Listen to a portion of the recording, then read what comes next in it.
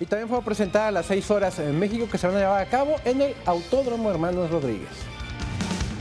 El próximo 2 y 3 de septiembre, el Autódromo Hermanos Rodríguez recibirá la carrera a las 6 horas de México, siendo una competencia no solo de velocidad, sino también de resistencia. Serán 38 autos corriendo a un máximo de 340 km por hora durante 6 horas, divididos en diferentes categorías que presentan distintos tipos de automóviles que compiten en carreras de resistencia.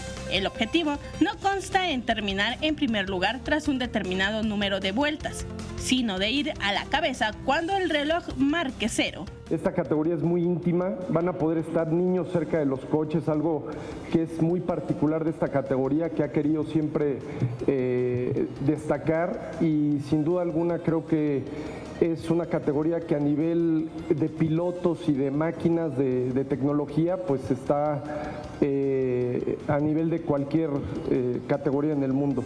Las 6 horas de México será un evento lleno de experiencias, emociones, diversión y atracciones para los asistentes. Es un campeonato que busca ser muy interactivo con los fans. Estamos buscando la manera en permitir la mayor movilidad posible de los fans dentro de la pista para que puedan vivir diferentes experiencias.